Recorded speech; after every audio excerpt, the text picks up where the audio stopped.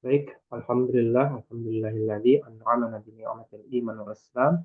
Nusalli wa nusallimu ala khairil anam, sayyidina wa habibina wa syafi'ina wa maulana Muhammad sallallahu alaihi wasallam. Mari kita panjatkan puji syukur kehadirat Allah Subhanahu wa taala yang telah memberikan kita kesempatan di pagi hari ini, di bulan Ramadan terutamanya, untuk sama-sama beribadah melalui mencari ilmu.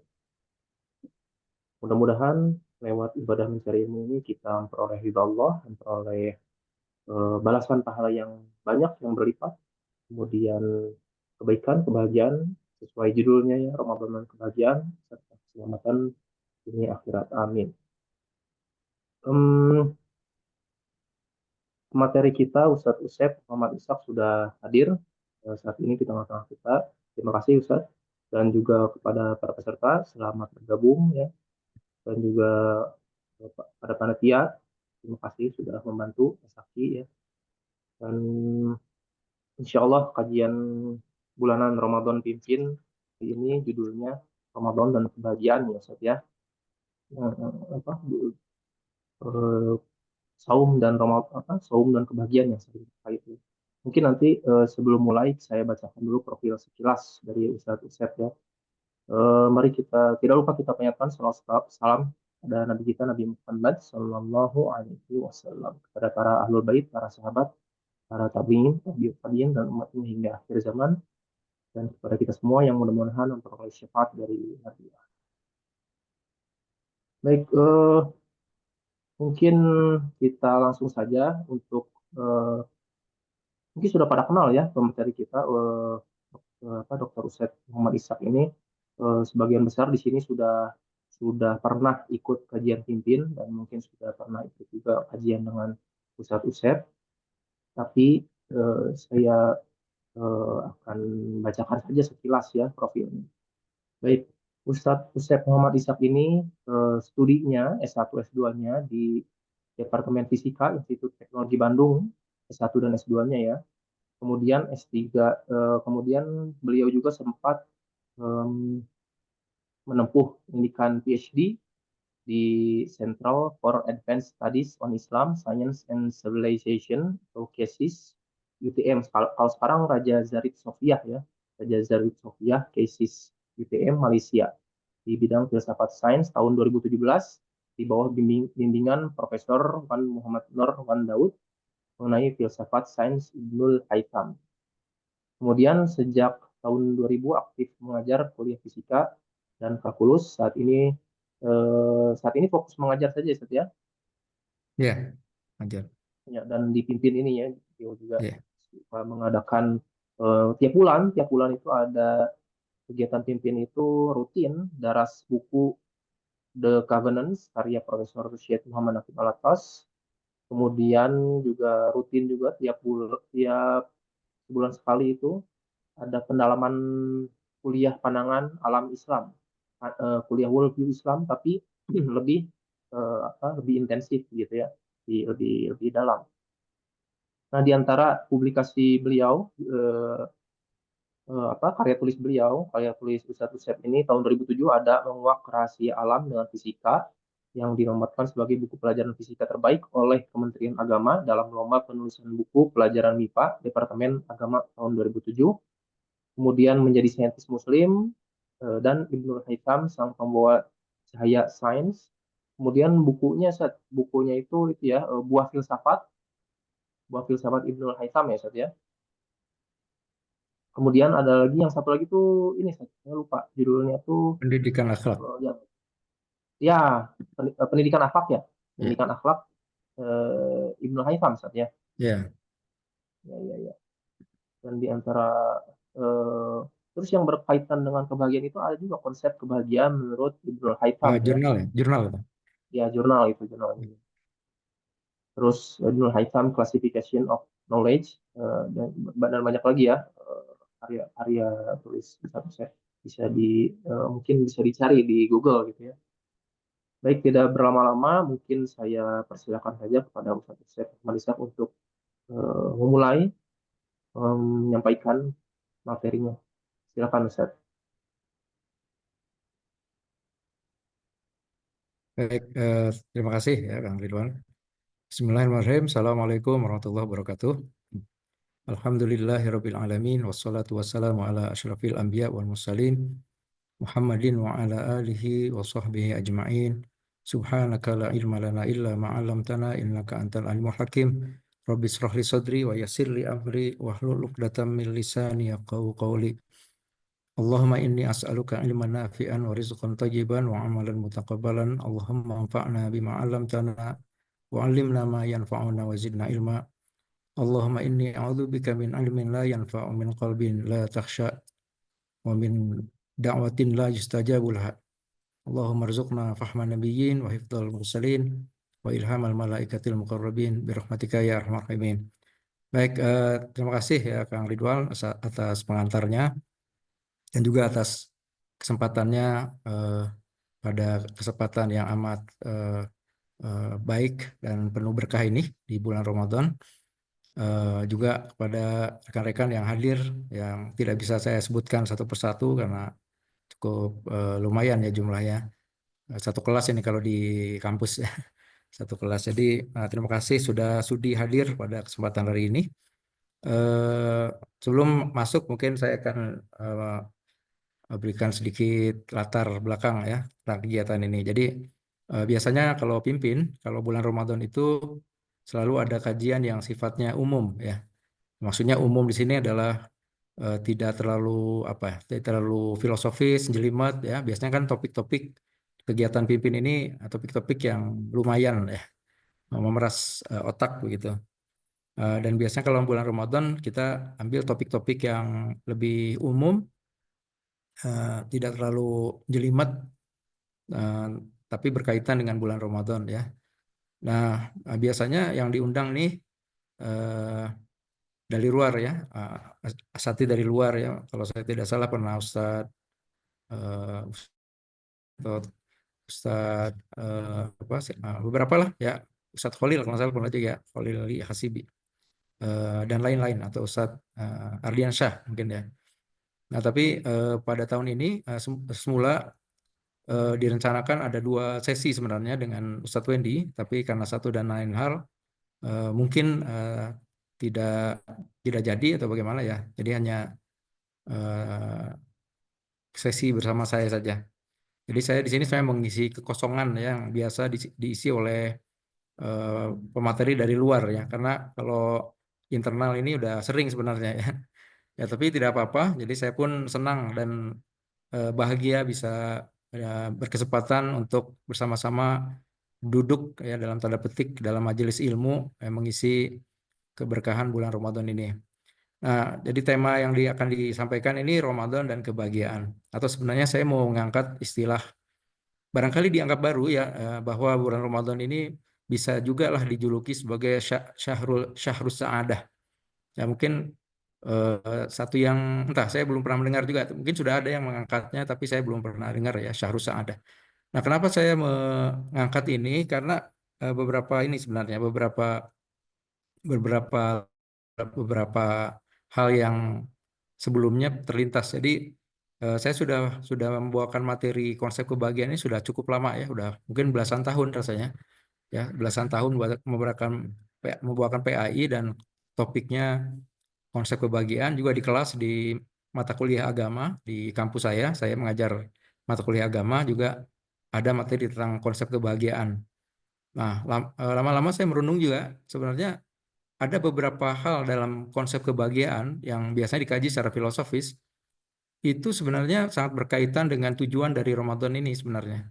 Ya, apalagi kalau membaca karya-karya Imam Al-Ghazali tentang kebahagiaan ya, juga Prokholatas dan filosof-filosof Muslim yang lain, itu sebenarnya klik dengan tujuan dari Ramadan ini sebenarnya. Bukan hanya saum, tapi juga Ramadan sebagai suatu bulan ya, yang penuh dengan kegiatan ya, kegiatan ibadah.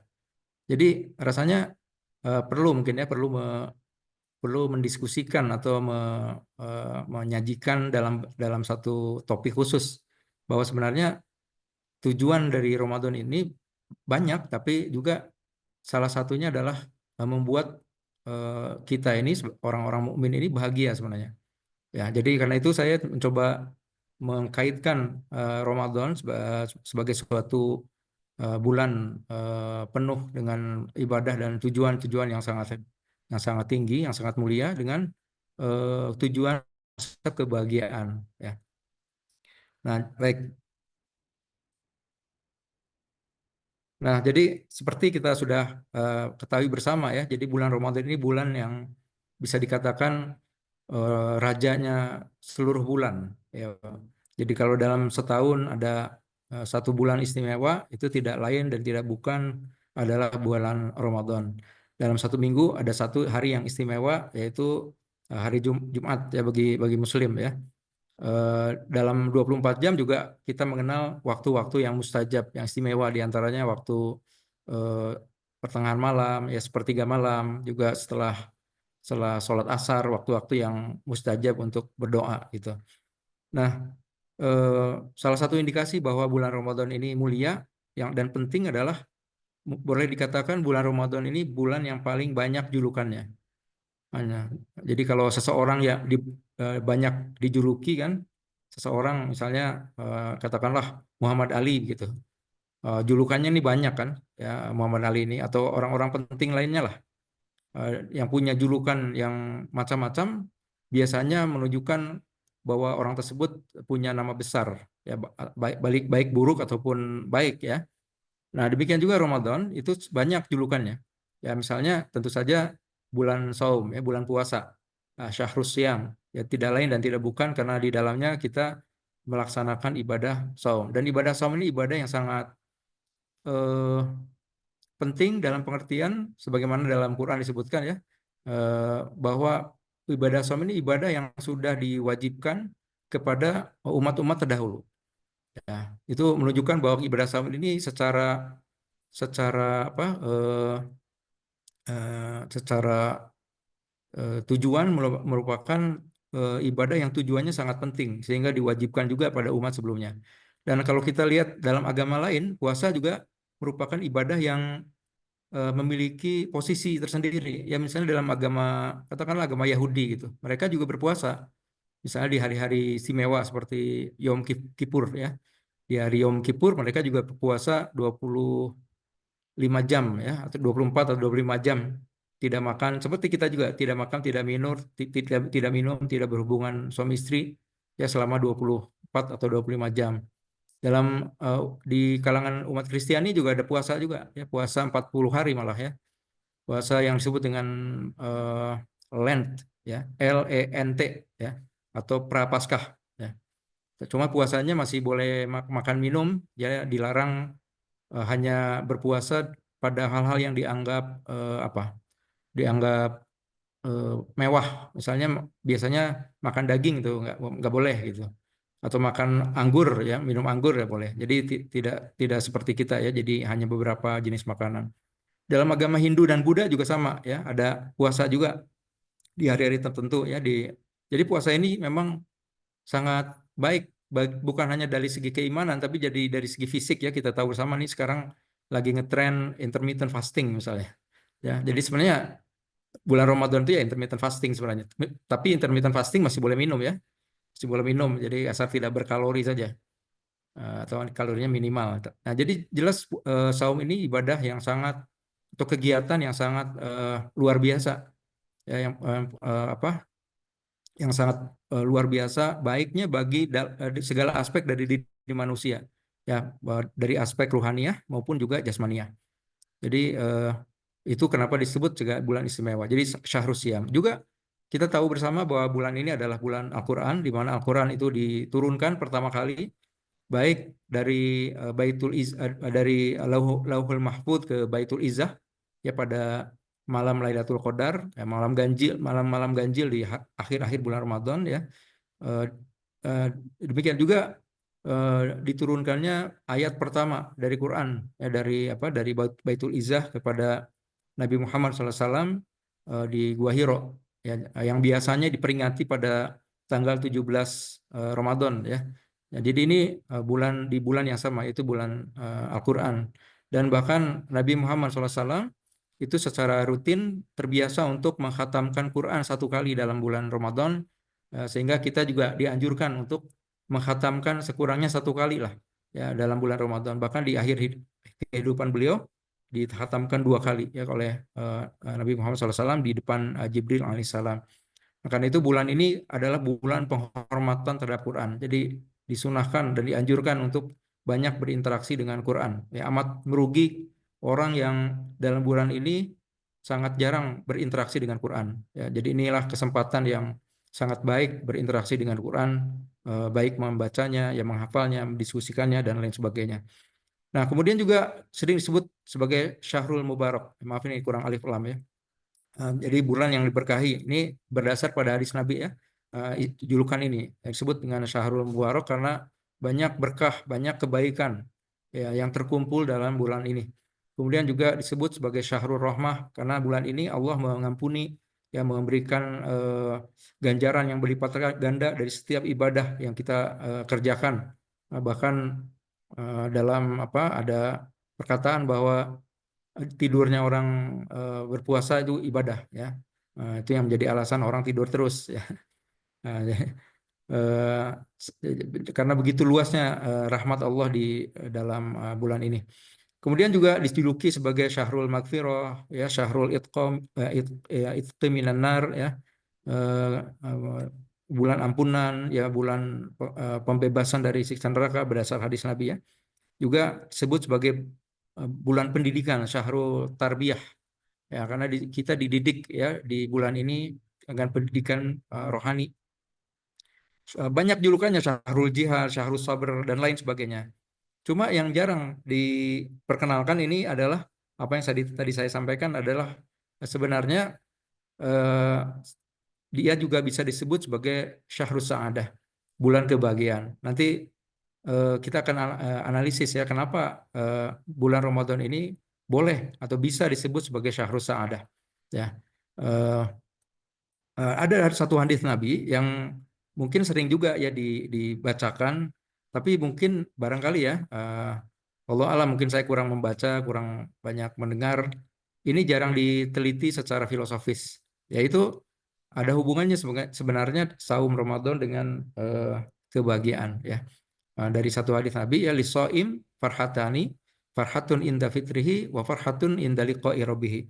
Bagi orang yang berpuasa itu ada 2 jenis kebahagiaan ya. Jadi farhah juga satu istilah yang merujuk pada kegembiraan ya, kebahagiaan juga.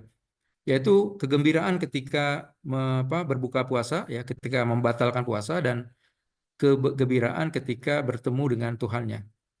Nah, ini sebenarnya bisa dipahami secara umum juga ya. Memang kita kalau ketika kita buka puasa, kita bisa dibahagiakan dengan hal yang sangat sederhana, yang sebelumnya mungkin satu hal yang jarang disyukuri. Ya katakanlah segelas air, kita minum dengan tanpa tanpa pikiran, tanpa otomatis saja kita minum itu.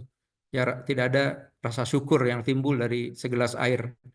Ya, tapi dalam bulan Ramadan ini segelas air menjadi sesuatu yang seakan-akan eh, sangat berharga ya, segelas air ini. Ya, apalagi kalau ada gorengan ya. Ya, jadi itu pasti kalau disajikan ada kurma, ada gorengan, ada buah-buahan, biasanya yang favoritnya tetap gorengan ya. Ya, itu kalau di Indonesia maksudnya ya. Jadi gorengan pun menjadi satu istimewa ya bagi semua orang. Itu menunjukkan bahwa kita bergembira ya dengan ketika datangnya eh, berbuka puasa. Tapi juga disebutkan di sini bahwa ada kaitannya dengan orang berpuasa dengan kegembiraan dengan pertemuan dengan Allah Subhanahu wa taala, ru'yatullah, atau melihat Allah di akhirat nanti. Dan kita tahu bersama dalam konsep kebahagiaan, puncak dari segala jenis kebahagiaan itu adalah eh, melihat Allah, ya ru'yatullah itu. Nah, kita pernah mungkin mengikuti konsep kebahagiaannya dalam PAI atau dalam sesi-sesi yang lain, itu adalah puncak dari segala bentuk kebahagiaan. Dan kita tahu bersama bahwa kebahagiaan dalam Islam itu bersifat sinambung. Ya, bukan hanya di akhirat saja, tapi juga di dunia. Dan kebahagiaan di dunia itu menentukan kebahagiaan di akhirat. Jadi bisa dikatakan orang yang berbahagia di dunia itu semacam garansi dia akan berbahagia di akhirat. Tapi perlu dipahami dulu apa yang maksud dengan bahagia di dunia itu. Ya, tentu kalau bahagianya dipahami punya duit banyak, tidak ada jaminan di akhirat bisa berbahagia juga. Karena itu konsep kebahagiaan ini dalam Islam menjadi satu hal yang penting dipahami ya, karena dia berkesinambungan sebenarnya. Nah, jadi hadis ini sebenarnya mengindikasikan bahwa saum itu sebenarnya mestinya membuat orang bahagia, bukan membuat orang sedih. Kalau seseorang itu bersedih dengan adanya saum atau jiwanya memberontak, wah nggak puasa nih, nggak bisa ngopi nih, misalnya, itu berarti ada problem dalam eksistensi dirinya. Nah, jadi sepanjang 11 bulan di luar Ramadan itu berarti dia sedang apa? Berarti dirinya tidak mengenal diri yang sebenarnya. Karena kalau manusia mengenal hakikat dirinya sebenarnya, dia itu harusnya bergembira dengan datangnya bulan Ramadan itu. Nah, ketika ada datangnya bulan Ramadan, berarti dalam 11 bulan yang lain itu ada kerusakan-kerusakan dalam dirinya. Jadi dia tidak mengenal dirinya. Ya, dia mengenal dirinya dengan kebahagiaan bagi makhluk selain manusia. Karena misalnya siba dan bahaim dalam istilah Imam Al-Ghazali itu punya kebahagiaan yang bercirikan pemenuhan kebutuhan makan minum bahaim itu. Jadi kalau kita dihentikan aktivitas makan minumnya kemudian menjadi menderita, artinya jenis kebahagiaan kita itu sudah mulai mengarah pada jenis kebahagiaan bahaim. Ya. Ataupun siba misalnya. Siba atau binatang buas itu bisa dibahagiakan dengan cara membinasakan musuhnya, mengalahkan orang dan lain sebagainya ya, bersaing dengan musuhnya. Jadi kalau kita dengan bulan Ramadan ini menjadi terhentikan perbuatan tersebut dan kita menjadi resah, maka sebenarnya kita sedang punya kecenderungan pada level bahaim. Jadi sebenarnya bagi saya ada kaitan yang erat. Ya, kenapa saya katakan bagi saya, karena ini baru mungkin lontaran pemikiran ya. Tentu bisa salah, bisa benar ya. Nah, jadi sebenarnya pemaparan ini berusaha untuk menyajikan alasan filosofis ya kenapa ia bisa disebut sebagai bulan kebahagiaan atau syahrus sa'adah. Nah, baik. Kalau kita lihat dalam tradisi Islam ya, istilah-istilah yang merujuk pada kebahagiaan itu banyak sekali. Ya, jadi bukan hanya sa'adah, tapi misalnya farhah ya, atau orangnya Farhan ya, atau eh, seperti wali kota Bandung ini ya, farhah. Nah, farhah ini juga bisa diterjemahkan sebagai kebahagiaan.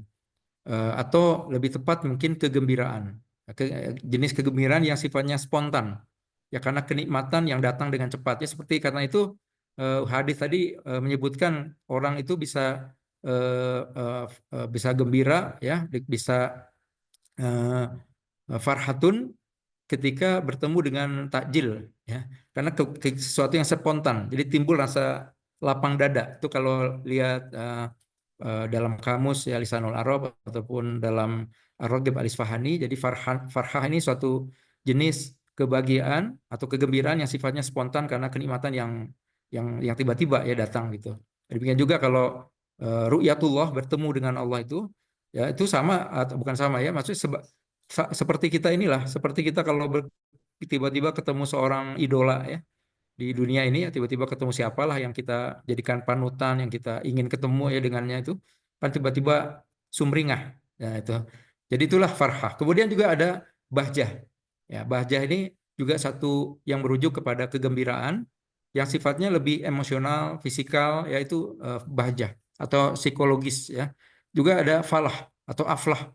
Ya, itu sering disebut dia sebagai sukses. Ya, sukses itu juga satu satu jenis kebahagiaan ya. Kalau kita sukses tentu bahagia. Atau fauz ya, fauz atau fauzan, satu jenis kebahagiaan yang atau bisa disebut sebagai keberhasilan, kesuksesan ya, bejo ya, keberuntungan yang besar, misalnya selamat dari neraka, yaitu adalah fauz. Juga najah ya, sebagaimana ungkapan kalau seorang selesai sidang tugas akhir kita sebut ma'an najah, atau mau tugas akhir ya, ma'an najah. Semoga berhasil ya. Semoga keberhasilan menyertai Anda.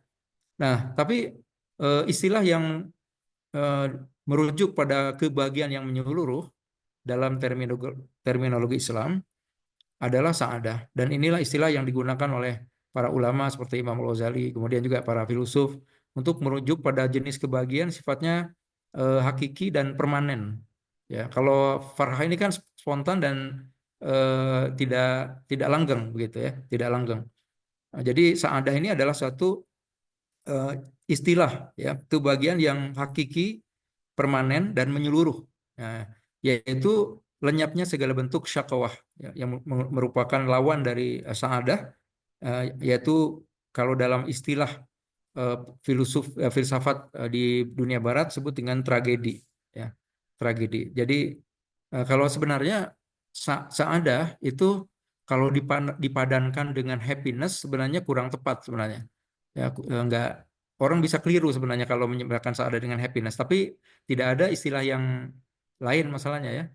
Ya, jadi happiness ini mungkin disebut dengan gembira ya, atau yang lain lah. Jadi sebenarnya tidak pas dengan saadah, tidak apa, setara begitu. Tapi ala kulli hal ya itulah yang dikenal istilah dalam bahasa Inggris atau dalam bahasa Indonesia sebut dengan bahagia ya. Saya nggak tahu tuh bahagia itu ada hubungannya dengan bahjah atau tidak ya. Bahjah atau bagja atau begjo ya. Mirip-mirip ya. Nah, itu istilah yang kita kenal dalam konsep Islam ya, sa'adah. Itu juga yang digunakan dalam bukunya Imam Al-Ghazali, Kimia Us-Sa'adah, buku yang akan banyak dirujuk pada kesempatan hari ini. Nah, baik, dalam Quran istilah ini kita temui ya, dalam Quran ada ayat yang menyebutkan istilah sa'adah.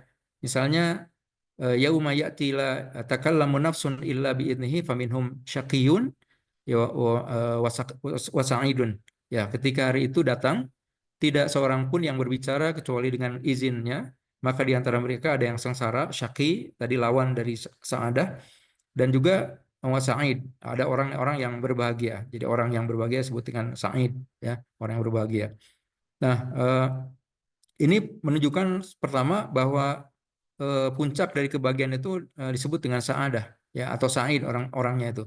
Dan sa'adah adalah suatu jenis kebahagiaan yang sifatnya lintas lintas alam ya. Dunia kita bisa sebut sa'adah dan akhirat juga kita bisa sebut sa'adah.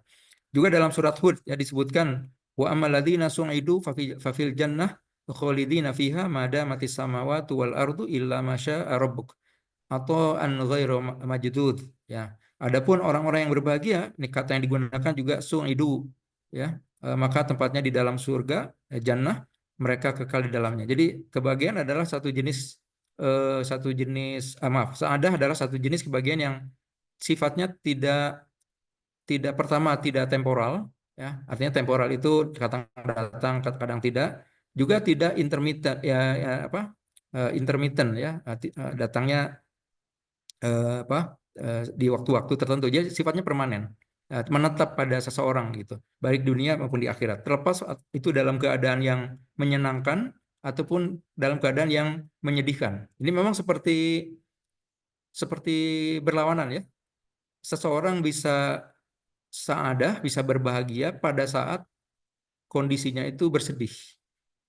Jadi orang yang said itu boleh jadi dia sakit ya, terluka, sedih, kecewa, tapi pada saat yang sama dia said. Ya itu uh, sebenarnya juga menunjukkan bahwa konsep saadah ini berbeda dengan happiness.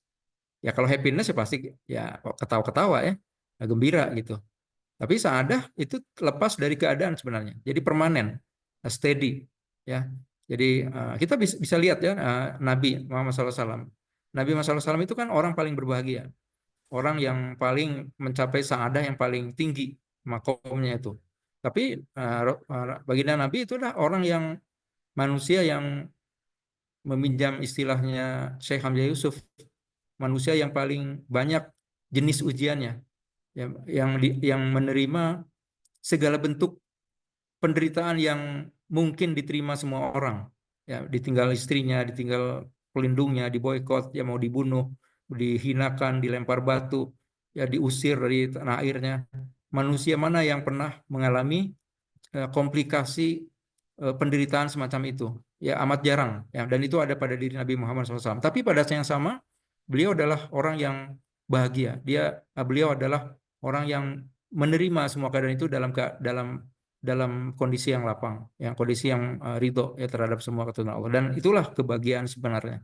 Jadi karena itu sebenarnya happiness atau saadah itu tidak bisa dipahami sebagai happiness atau kebahagiaan sebenarnya. Nanti misleading. Karena kan kita ini kalau orangnya berbahagia itu tidak pernah sakit, tidak pernah sedih. Ya, nggak, tidak seperti itu sebenarnya. Nah, dalam hadis Nabi ada juga yang menyebutkan istilah sa'adah, dan itu juga dimensinya dunia ya. Misalnya dalam hadis ya riwayat Ahmad, Hakim, Baihaqi, di antara kebahagiaan seorang adalah tetangga yang baik, kendaraan yang nyaman, dan rumah yang luas. Jadi artinya sa'adah itu juga berdimensi dunia juga, berdimensi kebahagiaan yang sifatnya khorijiyah. Ya, kalau meminjam istilahnya Imam Al-Ghazali, kebahagiaan khorijiyah, kembalian kepemilikan. Itu juga sa'adah juga. Juga hadis yang lain, orang yang sa'id itu adalah orang yang mengambil pelajaran dari keadaan orang lain. Jadi juga orang yang bisa mengambil pelajaran, oh orang tersebut menjadi celaka, oh kita pelajari apa hikmah di balik kecelakaan orang itu atau tidak beruntungan orang, itu juga orang yang sa'id. Jadi konsep sa'adah ini konsep yang sangat luas sebenarnya. Juga Innama sa'id liman liman junnibal fitan. Sesungguhnya orang yang bahagia itu adalah orang yang dijauhkan ya, junibal fitan, dijauhkan dari fitnah-fitnah ujian yang besar. Jadi ini menunjukkan bahwa istilah sa'adah baik dalam Quran tadi maupun dalam hadis itu adalah satu istilah yang meliputi banyak sekali dimensi, aspek ya, dan keadaan begitu. Nah, dalam Quran, eh, meskipun kebahagiaan ini menjadi satu cita-cita semua orang, ya. Kalau kita tanya setiap orang, ujung-ujungnya pasti ingin bahagia. Ya, orang cari uang, kalau ditanya dikejar terus uang itu untuk apa, untuk apa, untuk apa, pasti tujuan akhirnya adalah bahagia. Jadi bahagia ini terminal dari segala keinginan. Ya, kalau menurut Kikero, ya, Kikero seorang sastrawan Romawi, kebahagiaan itu disebut sebagai sumum bonum, ya, puncak, ya, sumum ini puncak, bonum kebaikan, ya. Jadi semua orang itu kalau ditanya ujung dari semua pencarian manusia itu adalah kebahagiaan, ya. Demikian juga dalam Islam, yang menjadi tujuan dari semua aktivitas kita ini sebenarnya bahagia. Tujuan ibadah itu ingin bahagia juga. Nah, tetapi dalam Quran tentu tidak ada ya penjelasan khusus tentang apa itu bahagia, ya, definisi bahagia tidak bisa kita temukan langsung, ya. Sa'adah adalah ya misalnya nggak ada begitu. Ya juga sama juga konsep-konsep besar lain dalam Quran, banyak yang tidak ada definisinya. Misalnya konsep ilmu itu apa definisinya? Tidak ada juga dalam Quran. Tetapi kalau kita perhatikan dengan baik, dengan seksama, sebenarnya Al-Quran memang tidak menyebutkan definisi bahagia, tapi menyebutkan siapa saja orang yang disebut berbahagia itu, ya. Yaitu adalah orang yang beriman, orang yang bertakwa, dan para aulia Allah. Itulah orang-orang yang berbahagia. Jadi memang dalam Quran tidak disebutkan apa itu bahagia, tapi yang disebutkan adalah ciri-ciri dari orang berbahagia dan siapa saja mereka itu, yaitu orang yang mukmin, ya, yang muttaqin, yang bertakwa, dan para aulia Allah, para wali-wali Allah, para kekasih Allah. Itulah orang-orang yang berbahagia. Dan itu ada pada diri Nabi Muhammad SAW, puncaknya itu. Ya, puncak dari semua karakter atau semua sebutan ini. Nah, tetapi para ulama, para sarjana ya Islam itu, ya, karena melihat bahwa konsep bahagia ini sangat penting, berusaha untuk merumuskan apa itu bahagia. Di kalangan filosof misalnya ada Al-Farabi, Al-Kindi, ada Ibnu Sina, bahkan Ibnu Haytham sendiri pernah menulis atau membahas tentang kebahagiaan, ya, yang tadi saya disebutkan oleh Kang Ridwan, ya, saya tuliskan dalam satu jurnal, ya, tentang konsep kebahagiaan. Nah, juga para ulama seperti Imam Al-Ghazali, ya, dan lain-lain itu juga menuliskan buku khusus tentang kebahagiaan, ya, Kimia Us-Sa'adah. Kemudian juga yang bukunya ini menjadi satu rujukan yang paling utama di dalam dalam apa kesempatan kali ini. Juga untuk sarjana kontemporer ada Prof. Alatas, ya, yang juga menulis buku khusus tentang kebahagiaan, ya, eh, konsep kebahagiaan dan pengalamannya dalam Islam. Nah, jadi para ulama sudah membahas itu. Nah, ini menurut Ibnu Haytham, ya, pernah saya tulis, ya, di satu jurnal. Nah, jadi kita ingin lihat apa itu kebahagiaan dalam dalam Islam itu. Jadi prinsip kebahagiaan dalam Islam itu tadi sudah disebutkan selalu berkaitan dengan dua dimensi, ukhrawi dan duniawi. Dan yang kedua, dia adalah satu jenis kebahagiaan yang bersifat sinambung, kontinu. Jadi tadi saya sampaikan bahwa orang yang berbagi dunia itu sebenarnya suatu indikasi bahwa di akhirat itu juga berbahagia. Ya, artinya kalau satu jenis kebahagiaan di dunia itu yang tidak berhubungan, tidak berkaitan langsung dengan kebahagiaan di akhirat, itu menunjukkan bahwa kebahagiaan tersebut bukanlah kebahagiaan yang hakiki sebenarnya. Ya misalnya orang kaya di dunia belum tentu kan di akhirat mendapatkan tempat yang baik. Ya, itu menunjukkan bahwa kekayaan itu adalah bukan jenis kebahagiaan yang sifatnya hakiki. Meskipun mungkin membawa orang memiliki kebahagiaan hakiki, mungkin menjadi sarana, tapi itulah bukan jaminan gitu. Nah, ini prinsip kebahagiaan dalam Islam itu bersifat dua dimensi, ukhrawi dan duniawi ya. Kemudian juga dia bersifat kontinu. Jadi setiap kebahagiaan yang tidak terkait akhirat itu pasti hampa, semu dan palsu, dan akan berakhir menjadi tragedi. Ini tragedi saya miringkan karena ini satu konsep yang penting ya. Nanti kita akan sedikit singgung. Jadi kebahagiaan itu bukan eh, temporer, ya, bukan sifatnya hinggap lalu hilang, ya. Yang terkandung dalam istilah happiness, ya. Happiness kan berasal dari kata have, ya. Have menjadi kata happen dan happiness, happen kejadian, karena dia sifatnya itu tiba-tiba datang, ya, tiba-tiba datang dan kemudian hilang, ya. Happen itu atau happiness itu dari satu kata atau satu istilah bahasa Inggris have, ya. Nah, bahagia dalam Islam tidak bersifat have, tidak bersifat temporal, tidak bersifat intermittent atau bersifat apa persinggahan, ya. Dia bersifat terminal, ya, tetap. Nah, jadi kebayang itu bukan suatu keadaan sementara tapi sebuah proses, ya. Tidak berhenti di dunia ini saja. Nah, dia berproses menuju suatu puncak kebahagiaan di akhirat kelak, yaitu adalah ketika kita melihat Allah Subhanahu wa taala, ya. Nah, eh, kebahagiaan hakiki manusia itu hanya bisa dicapai jika ia mengenal dan mencintai Allah. Karena orang yang mukmin, orang yang bertakwa, yang aulia Allah, yang para wali Allah itu adalah punya satu ciri bahwa dia mengenal Allah, ma'rifah Allah, ya, ma'rifatullah, dan juga mencintai Allah, ya, punya rasa mahabbah. Orang yang orang yang punya rasa cinta kepada Allah Subhanahu wa taala, yang mengenal Allah Subhanahu wa taala, itu adalah orang yang berbahagia, dan itulah yang ada pada diri Nabi Muhammad SAW. Orang yang paling mengenal Allah tentunya Nabi Muhammad SAW, ya, para nabi semua. Artinya beliaulah orang yang paling bahagia. Dan orang mengenal Allah itu adalah orang yang memahami betul, ya, bahwa setiap, ya, apa yang dia alami di dunia ini, baik keadaan yang menyedihkan, menggembirakan, memilukan, baik dalam keadaan musibah ataupun lapang, dia mengerti betul bahwa ada peran Allah di situ. Apa saja yang dialami itu, baik kegagalan, ya, kesedihan, rasa cemas, ya, karena mungkin kekurangan harta, ya, kekurangan fisik, ya, ketidakberuntungan, kegagalan, yang misalnya tidak lulus ataupun apapun itu, dia mengerti betul bahwa semua itu adalah kehendak Allah.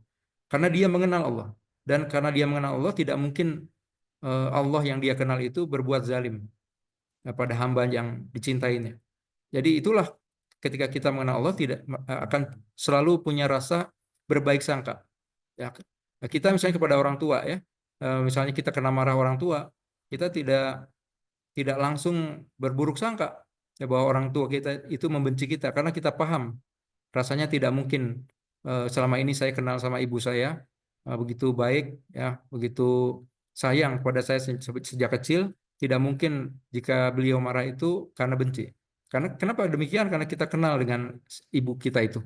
Nah, demikian juga ketika seorang hamba itu kenal dengan Allah, maka dia memahami bahwa semua kejadian yang menimpa dirinya itu adalah kehendak Allah, dan kehendak Allah itu pasti baik. Ya, timbul rasa husnuzon itu.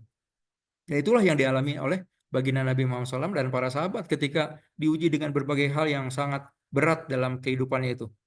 Dia teguh, ya, pendirian, teguh keimanannya karena mengenal Allah. Tidak mungkin Allah itu me, apa,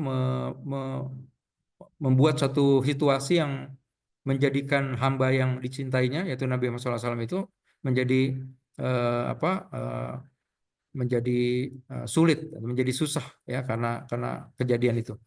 Nah, karena itu sebenarnya kunci dari orang yang berbahagia dalam Islam itu ketika dia mengenal Allah Subhanahu wa taala. mengenal dan mencintai Allah Subhanahu wa taala. Nah, sekarang bagaimana cara mengenal dan mencintai Allah itu? Menurut Imam Al-Ghazali ada tiga hal ya yang harus dilakukan. Jadi kunci mengenal Allah itu adalah mengenal diri sendiri, mengenal diri dulu. Menurut Imam Al-Ghazali itu ada satu perkataan yang ini sering disebut sebagai hadis, meskipun kalau dari segi sanad itu tidak sampai Nabi Muhammad SAW. Ini populer juga di kalangan di dalam tasawuf ya. Satu perkataan yang bunyinya man arafa nafsahu faqad arafa rabbahu. Ya meskipun ini barangkali dari segi sanad mungkin bukan bukan hadis, ini sering dinisbatkan kepada Yahya Ar-Razi kalau saya tidak salah ya, satu satu ulama tasawuf ya. Tapi dari segi makna sebenarnya dalam Quran kita bisa sebutkan ya bahwa sanurihim ayatina fil afaqi wa fi anfusihim ya hatta yatabayyanu annahu haq. Jadi semua dari alam ini dan diri kita ini sebenarnya petunjuk ya, bahwa dia itu adalah hak. Dia itu maksudnya ada yang ulama yang mengatakan itu Al-Qur'an, juga tentu di dalamnya juga bahwasannya Allah itu hak juga. Nah, jadi sebenarnya secara makna tidak salah. Tapi ini satu ungkapan yang sangat populer ya di kalangan ahli tasawuf. Dan ini juga yang digunakan oleh Imam Ghazali untuk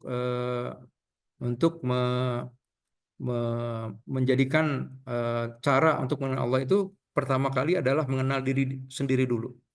Nah, jadi mengenal diri itu eh, dengan apa? Yaitu dengan memahami apa yang membedakan dirinya dengan makhluk ciptaan Allah yang lainnya? Apa yang membuat kita ini berbeda dengan makhluk yang lainnya?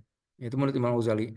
Dan juga mengenal diri itu artinya mengenal dari mana dan harus bagaimana dia menjalani hidup di dunia ini. Ya, tahu apa yang menjadi tujuan hidupnya. Itu adalah kunci mengenal diri. Dan yang ketiga adalah kemanakah tujuan hidupnya. Jadi orang yang kenal diri itu artinya tahu dari mana, tahu mau apa, dan tahu akan kemana. Nah, jadi tahu tujuan eksistensial di dunia ini. Itulah mengenal diri. Nah, kalau dia tahu tujuannya, tahu tahu tujuan eksistensialnya, maka niscaya dia mengenal Allah. Karena semua itu adalah karena rencana dari Allah Subhanahu wa taala, semuanya itu. Nah, itulah yang disebutkan oleh Imam Al-Ghazali dalam Kimia Usaadah.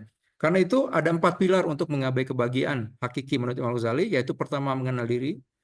Nah, kalau sudah mengenal diri akan mengenal Allah, ya. Kalau kemudian juga mengenal diri artinya juga mengenal hakikat dunia itu apa, ya. Kemudian juga mengenal hakikat akhirat. Ya, maaf ini ada 2 kali akhiratnya. Mengenal hakikat akhirat, mengenal tujuan kita kemana. Nah, ini 4 pilar yang perlu dipahami dulu sebelum kita bahagia. Jadi 4 konsep ini harus dipahami dulu menurut Imam Ghazali sebelum kita tahu apa itu bahagia. Nah, tapi dalam kesempatan kali ini saya tidak akan membahas penjelasan tentang mengenal Allah, mengenal dunia, mengenal akhirat ya, karena itu bicara tentang konsep kebahagiaan. Jadi saya di sini saya hanya akan dibahas tentang mengenal diri, hanya mengenal diri dulu ya. Jadi pembahasan yang lain saya tidak akan sertakan di sini. Ya. Nah, jadi manusia yang bahagia itu adalah sebenarnya manusia yang mengetahui kepastian tujuan eksistensinya. Ya. Manusia yang membuang iman, yang tidak tahu tujuan eksistensialnya itu adalah manusia yang sengsara, yang syakawah, atau yang mengalami satu tragedi dalam hidupnya. Karena ia tidak mengetahui tujuan keberadaannya. Sehingga muncul filsafat di barat itu eksistensialisme. Karena tidak tahu di dunia ini mau ngapain, tidak mengenal identitas dirinya, tidak mengenal mau kemana, maka dia mencari-cari sendiri. Sebenarnya saya ini dunia mau apa, mau kemana, siapa diri saya. Nah, itulah yang terjadi di dunia barat sekarang ini. Ya, dunia barat sekarang sedang mengalami krisis identitas yang sangat parah. Kalau sebelumnya di dunia barat itu tidak bisa mengenal siapa pasangannya sehingga dilegalkan pasangan sejenis ya, laki-laki dengan laki-laki, kemudian perempuan dengan perempuan. Kemudian mereka mengalami fase berikutnya, yaitu mereka kehilangan definisi apa itu perempuan dan apa itu laki-laki ya di dunia barat itu sekarang. Bahkan sekarang ada 4 jenis gender di dunia barat itu ya. pada fase kedua ini, yaitu cis cis man, ya trans man, ya cis woman dan trans woman. Ada 4 gender. Jadi masing-masing bisa menikah satu sama lain, sehingga LGBT ini sebenarnya udah, ya, atau gay lesbian ini sudah tidak relevan dalam fase tersebut. Bahkan sekarang ini masuk fase ke berikutnya, dunia barat sudah masuk pada di mana gender ini bisa berubah-ubah. Ada skalanya, skala kelaki-lakian, skala keperempuanan 1 sampai 10. Jadi misalnya saya hari ini sedang ingin menjadi laki-laki skala 2, skala 3, skala 4. Ya mungkin terdengar lucu tapi itu yang terjadi ya. Sehingga ada istilah gender fluid, ya, gender yang cair. Bahkan fase yang terakhir ini sekarang manusia sudah di barat itu sudah kehilangan jati diri sebagai manusia, sehingga ada istilah transspesies. Orang merasa diri sebenarnya saya bukan manusia, saya ini anjing, saya ini kucing, bahkan ada yang merasa diri sebagai lampu meja, ya, sehingga mencelok di meja terus sehari-harinya itu. Jadi sebenarnya saya ini seekor serigala, ya. Mungkin pernah melihat ya potongan-potongan video di dunia barat, dia berjalan seperti kucing, anjing, dan sebagainya itu. Dan itu juga direstui oleh orang tuanya, sebagian dari mengenal jati diri. Nah, jadi tidak mengenal lagi siapa dirinya, apalagi mengenal mau kemana hidup di dunia ini. Nah, ini krisis yang terjadi di dunia barat. Karena itu muncul filsafat eksistensialisme adalah karena sudah tidak mengetahui tujuan eksistensialnya. Misalnya Heidegger, ya, karena sudah tidak percaya kepada agama, manusia modern merasa dirinya dilemparkan ke dunia yang tidak diinginkannya. Jadi istilah yang digunakan dilemparkan. Siapa yang melempar nggak tahu, pokoknya dilemparkan aja tiba-tiba seperti eh, bagian awal dari Mr. Bean itu dari atas nyemplung ke apa, ke ke satu jalanan di kota London itu. Entah siapa yang melemparkan saya di dunia ini, padahal saya nggak mau dilahirkan. Saya nggak mau hidup sebenarnya, nah, tapi dilemparkan dan harus menjalani hidup yang saya tidak mengerti mau apa itu. Itulah yang terjadi di dunia barat. Ya. Eh, Menurut Sartre, dia mengatakan bahwa keberadaan manusia di dunia ini tanpa makna dan tujuan. Manusia sendirilah yang memaknai alasan keberadaan dan tujuan hidupnya, yaitu kebahagiaannya. Jadi bahagia itu apa? Terserah masing-masing. Ada yang bahagia menjadi kucing, ada yang bahagia menjadi apa? Menjadi gay, lesbi dan sebagainya. Karena setiap manusia menentukan sendiri jenis kebahagiaannya. Hingga muncul istilah existence precedes essence. Ya, keberadaan mendahului tujuan. Dalam Islam tentu sebaliknya, tujuan mendahului keberadaan. Nah, juga menurut eh, ya, bukan apa, maaf ini namanya siapa? Kamu, ya, Albert Camus. Dia mengatakan tidak ada bukti bahwa hidup punya makna. Tidak ada bukti adanya rencana Tuhan. Satu-satunya bukti adalah hidup yang tidak punya makna. Kehidupan adalah absurd karena tidak bisa dipahami maknanya. Rutinitas tanpa makna adalah seperti hukuman Sisyphus, kata kamu itu. Sehingga ada buku kamu ya, mitos Sisyphus. Nah, kita semua hidup dalam siksaan dan sepertinya jalan keluarnya adalah kematian. Jadi mendingan mati aja lah. Jadi kalau ingin lepas dari rantai derita ini, tragedi ini adalah mati. Satu-satunya jalan. Ya, dan kalau kita membuang agama, sebenarnya itulah yang kita alami. Coba bayangkan ya teman-teman sekalian ya, yang mungkin sudah berkeluarga harus menanggung beban keluarga ya. Kita seorang suami atau juga istri juga ya, sehari-hari banting tulang cari nafkah untuk apa? Untuk supaya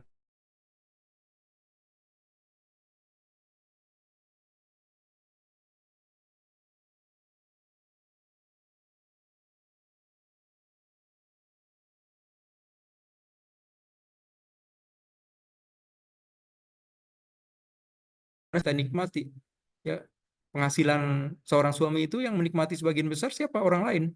Kita hanya capek saja ya sebagian besarnya itu. Jadi sebenarnya kalau kita tidak mengenal tujuan itu kan tragedi. Seperti ada istilah zaman sekarang disebut dengan budak korporat. Ya. Kita ini budak perusahaan. Demikian juga seorang istri ketika sibuk mengurusi keluarga itu kan luar biasa capeknya. Bahkan lebih mungkin dari segi jam itu lebih melelahkan dari seorang suami ya mengurus rumah tangga itu. Hampir tidak ada istirahatnya. Nah, itu kalau tidak punya makna melampaui dunia ini, suatu tragedi. Apalagi mungkin si istri ini dulunya mahasiswa yang cerdas, ya, punya masa depan yang diproyeksikan bagus, IPK-nya baik, ya, seharusnya memiliki karir yang cemerlang. Ternyata terpenjara di dalam rumah, ya. tidak bisa kemana-mana. Tentu ini satu tragedi kalau kita tidak punya tujuan yang lebih jauh. Tetapi karena kita tahu, kita meyakini ya bahwa semua ini adalah semua yang kita lakukan adalah suatu jenis perniagaan dalam konsep agama itu, kita merasa kita ini sedang mencari keuntungan, ya, sedang berniaga ya dengan apa yang kita kerjakan di dunia ini, sehingga kita lepas dari tragedi. Karena itulah ketika agama dibuang, maka dia akan masuk pada fase tragedi itu. Nah, seperti hukuman Sisyphus, ya, tragedi Sisyphus itu ya, satu mitologi di Yunani itu. Nah, kemudian Schopenhauer dia mengatakan manusia adalah kumpulan keinginan yang sulit dipenuhi. Kepuasan mereka tidak mencapai apapun selain ketiadaan rasa sakit, di mana dia pada akhirnya menyerah pada kebosanan. Ya, hidup penuh rutinitas. Ya, itu adalah satu penjara kebosanan yang sulit dihindari. Dan Sartre dan Camus dalam eksistensialisme menyoroti absurditas kehidupan. Ya, hidup ini absurd, nggak tahu mau diapain. Ya, tragedi terjadi ketika manusia mencari makna dalam dunia yang acuh tak acuh terhadap keberadaannya. Ya, Kierkegaard mengatakan tragedi adalah dilema eksistensial, di mana manusia harus memilih antara dua jalan yang sama-sama membawa penderitaan. Dua jalan itu adalah dilema itu adalah hidup tanpa tujuan, ya, dengan kebosanan, atau mati, dua-duanya tidak disukai, ya, maka lahirlah tragedi. Salah satu ciri tragedi itu kan adalah kita dipaksa untuk menjalani dua hal yang bertentangan yang kita tidak sukai. Itulah konsep tragedi menjadi penting, itu sebagaimana disebutkan oleh Prof. Alatas ya. Dan manusia Barat adalah manusia yang penuh tragedi ya, ketika membuang agama. Ya, jadi mereka merasa agama Kristen itu bermasalah, tapi setelah dibuang lebih bermasalah lagi. Ya, lebih masalah lagi. Nah, sebentar ini ada satu kesaksian ya, satu kesaksian di orang-orang Barat yang kemudian menjadi Muslim ya. Nah, saya ingat tuh kalau saya tidak salah Kang Hendy ya, Kang Hendy atau saya lupa ya Kang Hendy itu siapa itu pernah ngobrol dengan Kang Justin ya.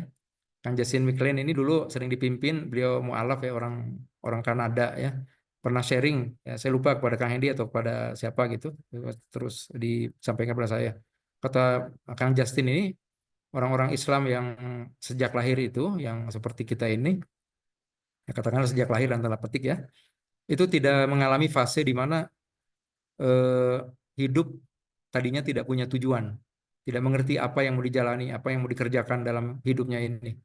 Nah, ketika Justin ini mengenal Islam dan menjadi Muslim, semua itu berubah.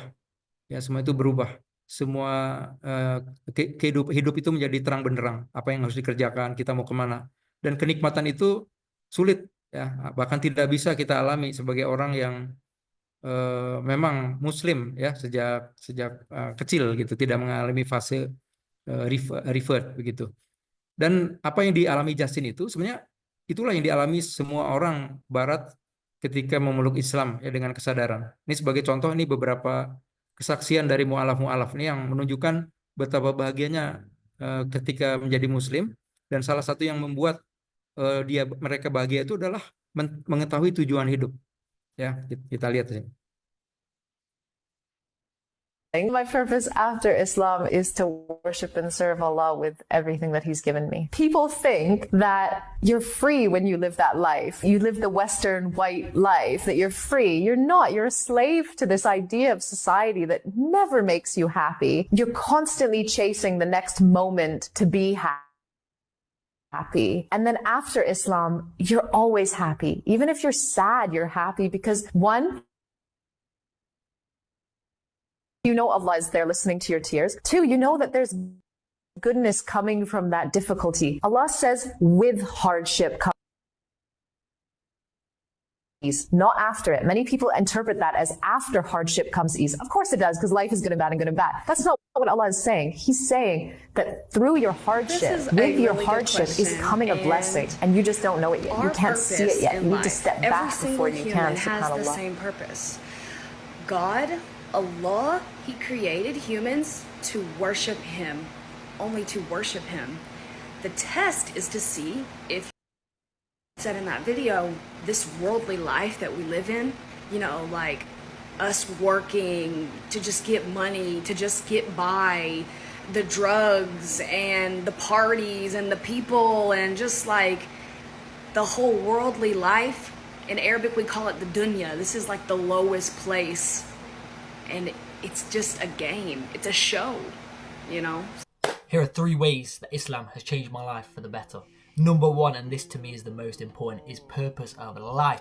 Before I was a Muslim, I feel like I had no purpose in life. All I did is just, I want to make a lot of money. Now, my purpose is just to be a better person, make more people happy, and most importantly, please Allah subhanahu wa ta'ala. Number 2, I am so much more charitable since I've become a Muslim.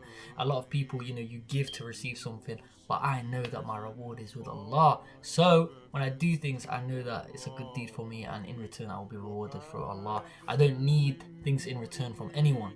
Number 3, the relationship with my family is so much better. I feel like now I am Muslim, I want to help my family more. I want to serve my family. I want to help them more financially, and also just help them in day-to-day life. Don't forget to like and subscribe. What is the biggest positive change Islam has brought to my life? I feel like I have a real purpose in life. I have also learned how to live a grateful life. Of course, gratitude is a straight path to happiness. Baik, ini masih ada beberapa What was the purpose kesaksian in lainnya your ya, life before orang-orang Islam, and what is it after Islam? Barat yang menemukan Islam menjadi punya tujuan hidup. Dan ini mungkin sulit kita rasakan ya, sulit kita rasakan karena kita sejak kecil menjadi Muslim ya. Nah, tapi ini terlalu panjang kalau kita saksikan satu persatu ya.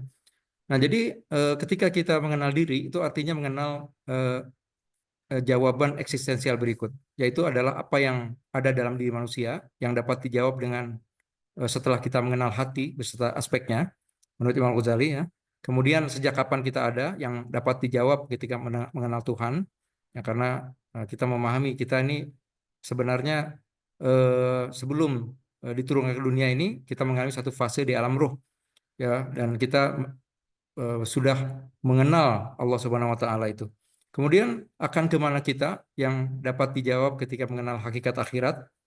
Kemudian apa tujuan berada kita di dunia itu yang dapat dijawab ketika mengenal hakikat dunia. Dan apa hakikat kebahagiaan dan kesusahan yang menimpa kita yang dapat dijawab ketika kita mengenal diri, Tuhan, hakikat dunia dan hakikat akhirat.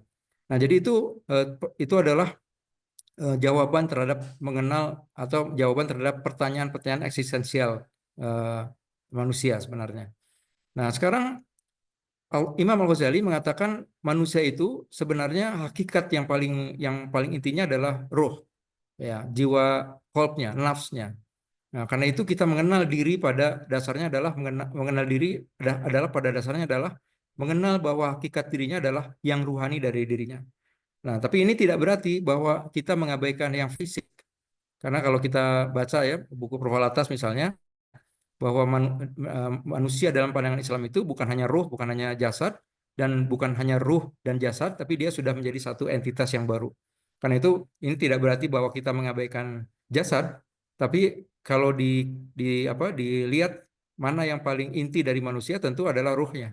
Karena ruh yang mengalami perjanjian di hari Alastu, ruh yang juga diberikan jasad kemudian, dan ruh juga yang meneruskan perjalanannya ke akhirat. Sedangkan jasad ini kan diberikan yang baru. Karena itu yang dasar dari diri kita itu adalah ruh kita. Ya, jadi yang bukan yang fisiknya. Nah, Imam Al-Ghazali juga menyatakan bahwa ada 5 hal untuk kita ketahui dalam hal mengenal diri itu, yaitu mengenal hati. Pertama, mengetahui bahwa hati itu ada, ya, adanya keberadaan hati yang ruhaniah itu, ya, selain yang jasmaniah. Yang kedua adalah mengetahui hakikat hati, ya, apa itu hati yang ruhani itu. Kemudian juga mengerti struktur diri manusia sebagai satu sistem kerajaan, dan ini penting sekali kaitannya dengan saum, ya. Yang keempat, mengetahui hubungan antara unsur dalam kerajaan miniatur itu. Dan yang kelima adalah mengetahui 4 sifat diri manusia karena keberadaan 5 unsur dari kerajaan miniatur kerajaan tersebut. Ini berkaitan dengan kebahagiaan nanti. Nah, Imam Ghazali mengatakan manusia itu harus tahu bahwa ia bukan hanya dari jasad yang terlihat, tapi juga qalb yang bersifat ruhani. Nah, kegagalan manusia mengenal atau mengakui keberadaan hati yang ruhani ini atau qalb ini adalah yang menyebabkan manusia itu salah merasa dan memahami kebahagiaan. Nah, karena apa? Karena kalau manusia memahami dirinya itu sekedar jasad, maka apa yang membahagiakan dirinya itu yang sifatnya jasadiah. Ya, kalau manusia mengenal dirinya itu sebagai jasad, artinya kan apa yang membahagiakan dirinya itu adalah hal yang jasadiah, yang jasmaniah. Ya makan, minum, lawan jenis dan lain sebagainya. Artinya kalau seseorang itu memahami merasa bahagia hanya dengan itu, ya maka artinya dia mengidentifikasi diri secara keliru, secara salah. Nah, sebenarnya ibadah Ramadan ini pada dasarnya memaksa manusia mengingat dirinya yang paling sejati.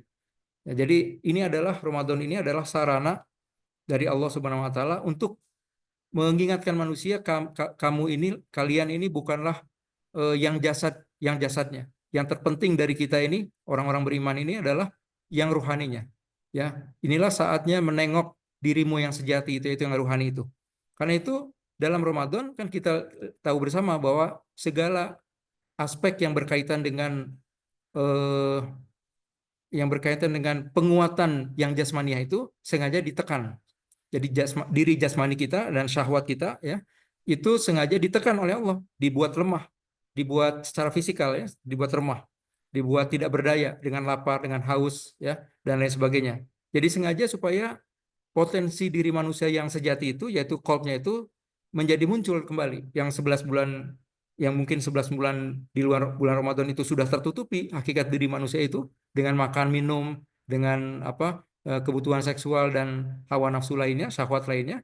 Nah, inilah saatnya untuk kembali menemukan diri manusia yang sejati, yaitu qalbnya itu. Jadi dipaksa. Jadi saya boleh katakan bahwa ini paksaan dalam tanda petik manusia agar kembali mengenal hakikat dirinya, yaitu qalbnya itu. Nah, hati atau qalb itu, atau jantung lebih tepatnya, qalb manusia itu pada hakikatnya adalah diri sejati manusia. Yang dimana qalb itu nama lain dari akal, nafs, ataupun roh. Ya, ini dalam konsep manusia sudah dibahas ya. Jadi manusia yang mengetahui ini, ya, akan memahami bahwa kebahagiaan yang sejati itu adalah apa yang membahagiakan hatinya secara permanen. Dan apa yang membahagiakan hati itu atau qalbnya itu adalah tidak lain dengan mengenal dan mencintai Allah. Ya, ala bidzikrillahi tatmainnul qulub. Hanyalah dengan mengingat Allah, mengenal Allah, dengan mencintai Allah, hati itu akan menjadi tenang. Ya, jadi ini sebenarnya satu konsep yang penting sekali, mengenal hati ini, mengenal qalb ini. Nah, kemudian interaksi rohani dengan jasmani ini, ya, kita tahu bahwa manusia ini ditumpangkan yang rohani kepada jasmani, menyebabkan dalam diri manusia itu ada 4 unsur dengan masing-masing fungsinya di dalam diri manusia itu. Sehingga Imam Al-Ghazali menganalogikannya dengan suatu kerajaan. Nah, gabungan dari rohani dan jasmani ini menghasilkan tentu qalb itu sebagai yang utama, yang rajanya itu. Jadi Imam Al-Ghazali menganalogikan qalb ini berfungsi sebagai rajanya. Kemudian akal ini sebagai perdana menteri atau penasihat dalam diri manusia itu seharusnya ya manusia yang benar, manusia yang berfungsi secara baik adalah yang menjadikan qalbnya sebagai raja dan akalnya sebagai penasihat. Sedangkan syahwatnya itu bukan berarti buruk. Tidak sebagaimana ajaran kerohanian di dalam agama lain yang memandang fisik itu selalu buruk. Ya, rohani selalu baik, fisik selalu buruk. Ya, sehingga semua syahwat itu harus dihilangkan. Tapi dalam Islam syahwat itu bukan sesuatu yang buruk sebenarnya jika dia berfungsi sebagaimana mestinya dalam kerajaan diri manusia itu. Yaitu syahwat itu fungsi utamanya adalah sebagai pemungut pajak, supply, ya, pemungut pajak ya untuk menyuplai berbagai organ tubuh yang harus bekerja. Sedangkan amarah juga sama, bukan sesuatu yang buruk sebenarnya, tapi dia berfungsi sebagai polisi, ya tentara menurut Imam Ghazali itu, ya untuk mencegah kejahatan ya dari diri manusia. Ya. Kemudian panca indera itu adalah organ dan anggota tubuh sebagai pekerja. Jadi hati, akal, syahwat, amarah, panca indera ini mestinya dalam diri manusia itu berfungsi pada tempatnya, pada perannya. Nah, saum ini sebenarnya memaksa setiap peran dari kelimanya ini bekerja secara normal kembali. Yang mungkin dalam 11 bulan yang lain itu sudah kacau atau berkurang tata tertibnya, keteraturannya. Misalnya selama 11 bulan ini amarahnya menjadi raja, atau syahwatnya yang menjadi raja, ya, atau akalnya yang menjadi raja, ya. Maka inilah bulan di mana kita dipaksa untuk meriset, ya, peran dari unsur kerajaan, miniatur kerajaan ini pada tempatnya masing-masing. Nah, apa yang terjadi ketika peran ini tidak berfungsi? Nah, misalnya apa yang terjadi ketika amarah menjadi raja dari miniatur kerajaan manusia ini? Manusia akan menjadi baik dan bahagia ketika qalb mengendalikan amarah, syahwat, dan organ tubuhnya. Nah, sedangkan ketika misalnya yang lain menjadi raja, misalnya digulingkan itu si qalbnya oleh amarah, oleh syahwat, maka terjadilah kekacauan dalam diri manusia. Ya, kalau amarahnya menjadi raja atau syahwat menjadi raja, maka diri miniatur kerajaan manusia itu menjadi kacau. Dan sebab kenapa manusia itu menjadi jahat, misalnya kalau kita dengar ada orang yang ngoplos minyak Pertamina misalnya, ya, ada orang yang korupsi ngoplos minyak kita, ada orang memperkosa, ada orang polisi yang mencabuli anak kecil, ada yang mencuri, ada yang merampok, ada yang membunuh, ya. Sebenarnya apa yang terjadi secara miniatur dalam kerajaan itu adalah tidak berfungsinya qalb sebagai raja. Ya, yang berfungsi sebagai raja adalah amarahnya misalnya kepada orang yang suka membunuh itu. Ketika syahwat yang menjadi raja, seorang polisi yang harusnya menjadi teladan mencabuli anak kecil. Ya. Ketika akalnya yang menjadi raja, maka dia berbuat licik dan curang. Ya. Atau syahwatnya menjadi raja juga berbuat licik dan curang. Jadi kenapa orang ngoplos Pertamina yang jadi raja dalam dirinya itu, ya, minyak Pertamina adalah syahwatnya. Ingin memenuhi syahwat harta benda itu. Jadi itulah yang terjadi ketika diri manusia itu menjadi kacau, kerajaan miniaturnya itu. Nah, jadi Ramadan ini sebenarnya memaksa, menghentikan manusia, ya, dari keinginan syahwat yang membuncah, yang menguasai miniatur kerajaan ini, dan juga menahan imsak amarah untuk kembali memberi jalan bagi qalb sebagai raja dan akal sebagai penasihat. Karena itu siam, saum tidak lain dari imsak secara bahasa. Asyamu filughah al-imsak. Saum itu secara bahasa adalah menahan. Ya, sedangkan secara syariat adalah dalam syariat adalah menahan diri dari hal tertentu pada waktu yang telah ditentukan, yaitu menahan keinginan syahwat dan amarah. Nah, karena itu sebenarnya sangat relevan, sangat berkaitan, berhubungan antara konsep kebahagiaan dengan tujuan Ramadan ini sebenarnya.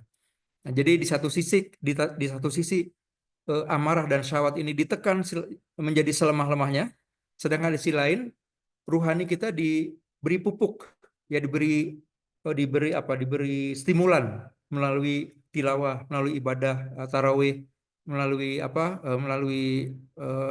mengkaji, melalui zikir, ya, melalui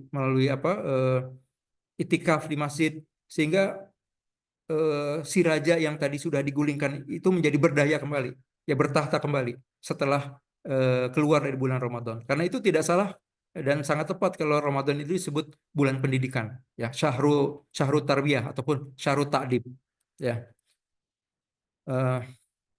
Dalam buku Imam Al-Ghazali yang lain, Asrar Siyam, ya, atau Asrar Saum, ya, ini satu bagian dari Ihya Ulumuddin sebenarnya. Beliau mengatakan, dan yang kedua, bahwa saum itu adalah cara untuk menundukkan secara paksa. Saya sebut paksa, ya. Pemaksaan, menundukkan paksa musuh Allah Azza wa Jalla, yaitu syaitan. Karena sesungguhnya sarana untuk menggoda manusia yang dimiliki oleh setan, semoga Allah melaknatnya, adalah syahwat. Ya. Dan sesungguhnya syahwat itu menjadi kuat dengan makan dan minum. Oleh karena itu Rasulullah SAW bersabda, sesungguhnya setan itu berjalan dalam diri anak Adam sebagaimana aliran darah.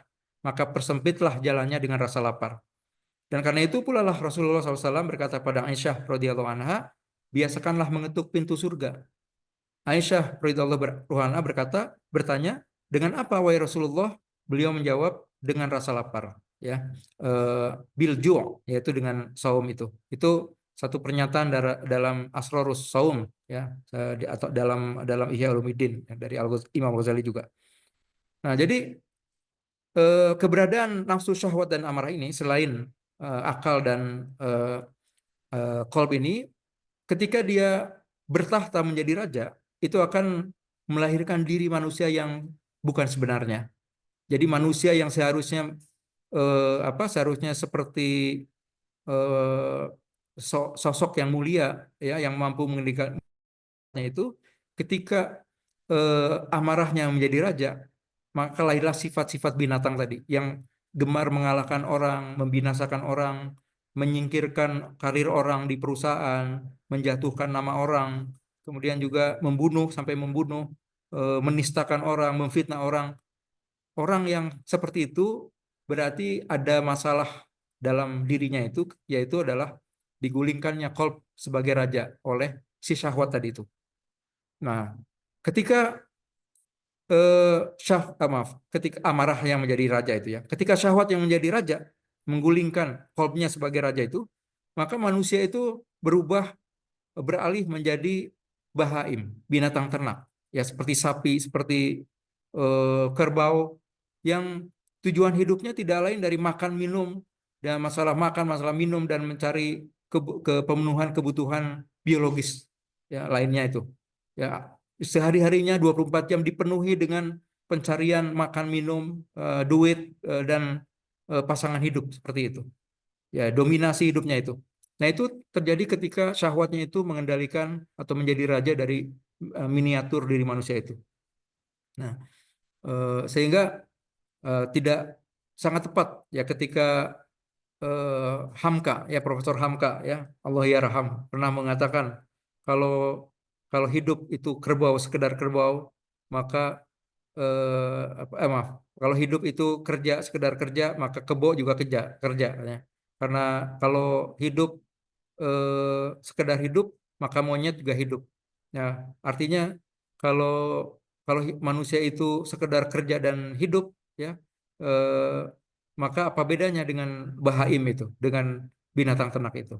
Nah, jadi itu kalau syahwatnya menjadi penguasa dalam miniatur kerajaan manusia. Nah, karena ketika akalnya itu menjadi raja, ya, bukan jadi penasehat, maka lahirlah sifat-sifat licik, suka menipu, suka menyesatkan, suka mengelabui, ya, suka janji sekedar janji tapi tidak ditepati, ya, melicik, ya, dan lain sebagainya. Maka manusia itu menjadi bersifat iblis. Qalb dan akal melahirkan sifat-sifat malaikat yang mengenal dan mencintai Allah dalam segala keadaan. Jadi seharusnya manusia itu bersifat seperti malaikat. Yang dimaksud adalah mengenal dan mencintai Allah, yaitu terjadi ketika qalb itu menjadi rajanya sebagaimana seharusnya. Nah, manusia yang mengenal dirinya dengan benar akan melahirkan sifat adil, dan sifat adil ini melahirkan akhlak terpuji atau disebut sebagai kebaikan utama, ya. Ini jam berapa ya? Saya nggak ada jam nih. Masih ada waktu? Jam 11.18. 11.18, oke, baik, mungkin sampai setengah 12 ya. Jadi manusia yang mengenal diri dengan benar akan melahirkan sifat adil, dan sifat adil ini melahirkan akhlak terpuji dan kebaikan utama. Nah, demikian juga sebaliknya. Nah, kebahagiaan diri atau nafsiyah, ya, berhubungan dengan kebijaksanaan. Jadi dalam pandangan Islam dan para filosof Muslim, orang yang bahagia itu punya ciri-ciri, ya, punya ciri-ciri akhlak, yaitu disebut dengan ummahatul akhlak menurut istilah Imam Ghazali itu, atau ummahatul fadail, ya, kebijaksanaan yang utama. Yaitu ada 4, saya percepat aja, ya. Yaitu orang yang bahagia itu adalah dia punya sifat adil, ya. Jadi ketika seorang mampu mengendalikan dirinya, mampu mengendalikan syahwatnya, ya, itu akan timbul sifat ifah, ya, ifah. Nah, sifat ifah ini muncul karena manusia mampu imsak, ya, mengendalikan syahwatnya. Ketika syahwatnya itu melampau, ya, ekstrim atau berlebih-lebihan, maka lahirlah sifat tamak, ya, sifat tamak. Tapi ketika manusia itu juga syahwatnya terlalu kurang, bahkan dihilangkan syahwatnya, lahir sifat buruk lainnya, yaitu lemah, ya, lemah. Kalalu syahwah, ya, kalau diterjemahkan, ya, lemah syahwat sebenarnya. Cuman istilah lemah syahwat punya konotasi lain kalau di Indonesia ya. Jadi tidak punya gairah. Nah, itu juga suatu yang tercela dalam Islam. Jadi syahwat dalam Islam bukan suatu yang harus dimusuhi, yang harus dihilangkan sebagaimana dalam agama lain, tapi harus dibuat adil. Dan orang yang bahagia itu orang yang adil. Nah, itu ada kaitannya dengan sebenarnya dengan sifat utama. Nah, karena itu tujuan dari manusia itu adalah tujuan dari pendidikan itu adalah manusia yang adil dan beradab. Ya. Adil sebenarnya tujuan dari pendidikan itu manusia yang adab, beradil, adil atau adab. Nah, jadi itu ketika manusia itu berbuat adil pada dirinya, maka syahwat ini akan menimbulkan sifat baik yaitu ifah, menjaga diri. Nah, ketika akal, potensi akal itu diperlakukan secara adil, maka akan timbul sifat baik yang kedua yaitu atau ketiga yang disebut dengan bijaksana, hikmah. Nah, itu terjadi ketika akal kita dipakai secara adil, tidak berlebihan, tidak terlalu kurang. Nah, ketika terlalu berlebihan, maka timbul sifat suka menipu, suka licik, ya kalau berlebihan itu, ya. Dan ketika akal ini tidak dipakai, maka akan timbul sifat buruk lainnya, yaitu jahil, ya atau hamakoh, ya pandir, ya bodoh. Nah, kemudian yang terakhir sifat dari atau potensi manusia yang disebut dengan amarah, ya amarah itu. Ketika amarah itu dipakai berlebihan, maka timbul sifat sembrono, ya tidak tahu batasan, ya sembrono itu berani tanpa aturan, ya. Sedangkan kalau amarah itu tidak dipakai atau terlalu kurang dalam diri manusia, maka timbul sifat juben, ya, pengecut. Nah, ketika manusia mampu adil, maka akan timbul sifat baik yang keempat yang disebut dengan syaja'ah. Nah, jadi itulah 4 karakter dari seorang manusia yang bahagia, yang disebut dengan ummahatul fadail. Dan menurut Imam Al-Ghazali, beliau menyatakan bahwa 4 kebajikan utama ini, ummahatul akhlak ini, secara sempurna ada pada diri Nabi Muhammad SAW. Beliaulah manusia yang paling adil, beliaulah manusia yang paling syaja'ah, yang paling berani, beliaulah yang paling bijaksana, dan beliaulah yang paling ifah, yang paling menjaga diri ya dari syahwat. Nah, ini saya kutipkan dari Imam Al-Ghazali ya.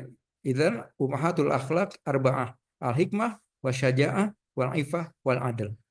Nah, jadi menurut Imam Al-Ghazali tidaklah ya ada yang mencapai kesempurnaan ke pertengahan atau keadilan ini dalam akhlak-akhlak ini adalah kecuali ada pada diri Rasulullah SAW. Jadi katanya itu di awal sekali saya sebutkan baginda Nabi itu adalah manusia yang paling berbahagia. Kenapa? Karena pertama beliau yang paling mengenal Allah, paling mencintai Allah, dan beliau yang telah mencapai derajat tertinggi dari 4 akhlak utama ini. Ya selain akhlak-akhlak baik yang lainnya itu. Nah, lanjut Imam Al-Ghazali beliau mengatakan kebahagiaan itu berbeda-beda bagi setiap makhluk hidup. Ada yang bahagia bila terpenuhi urusan makan, minum, dan segala kebutuhan biologisnya. Maka ini adalah kebahagiaan kelompok binatang ternak atau bahaim. Ya, karena itu di awal saya sampaikan orang yang merasa terganggu dengan datangnya bulan Ramadan, waduh nanti nggak bisa makan siang, nggak bisa ngopi, berarti ada masalah dalam kerajaan miniatur kerajaan dirinya itu. Ya, dia cenderung menjadi bahaim. Ya. Kemudian ada yang merasa bahagia bila berhasil melakukan penyerangan, bisa mengalahkan dan bisa membunuh lawan. Ini adalah kebahagiaan kelompok binatang liar atau siba. Ada juga yang merasa bahagia dengan melakukan tipu daya dan muslihat. Ini adalah kebahagiaan syaitan. Sementara kebahagiaan bagi malaikat adalah kebahagiaan bisa taat kepada Allah sepenuhnya, tanpa bisa membangkang, tidak memiliki syahwat dan tidak pernah makan. Nah, disitulah hebatnya manusia. Dia itu bisa menjadi seperti malaikat meskipun punya potensi dan dorongan seperti iblis atau seperti binatang ternak atau seperti binatang liar. Jadi Ramadan ini sebenarnya adalah sarana untuk mengembalikan kebahagiaan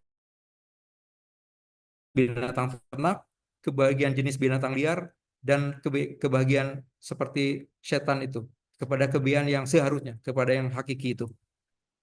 Nah, ketika manusia mampu mengendalikan nafsu syahwat dan amarah bersifat-sifat kebinatangannya, maka ia telah mengenal Allah dan kemudian mencintainya. Mengenal dan mencintai Allah itu artinya memahami kebaikan dan kasih sayangnya serta sifat-sifatnya, ya, dan kedua taat dan beribadah kepadanya. Ketika manusia mengenal Allah dan mencintainya, maka apapun yang terjadi pada dirinya itu ya di dunia ini merupakan bentuk kasih sayangnya. Ya, Allah yang akan mengantarkannya kepada kebahagiaan, maaf, bentuk kasih sayang Allah yang akan mengantarkannya kepada kebahagiaan di akhirat. Dan puncak kebahagiaan di akhirat itu adalah ketika dia bisa bukan hanya masuk surga, tapi juga melihat wajah Allah yang selama ini baik selama di dunia itu, yang telah merawatnya di dunia itu, yang telah menolongnya ketika semua uluran tangan manusia menolak ya permintaan bantuan kita itu. Ya, ketika semua wajah dipalingkan, ya, ketika kita memerlukan bantuan, Allah yang menolong kita itu di dunia itu. Dan ketika kita melihat Allah itu adalah suatu kenikmatan yang tertinggi di akhirat nanti. Nah, karena itulah dikatakan tadi bahwa kebahagiaan dunia itu adalah kebahagiaan itu dalam Islam bersifat kontinu. Orang yang bahagia di dunia seperti Nabi Muhammad SAW itu pastilah bahagia juga di akhirat. Ya, cuman bahagia ini apa maksudnya? Itu yang perlu dipahami sama-sama. Dan cinta kepada Allah itu hanya bisa dipupuk melalui ibadah lahir dan batin, yang menurut Imam Ghazali. Dan ia jugalah yang menumbuhkan sifat-sifat terpuji. Nah, sebagai penutup, ya pertama, kunci bahagia itu adalah mengenal diri, kemudian mengenal Allah, dan mencintainya, serta memahami tujuan keberadaannya di dunia itu. Kemudian, bahagia adalah keadaan aman dan tenang yang tercapai ketika manusia mengenal Allah, memenuhi tujuan hidupnya. Ya.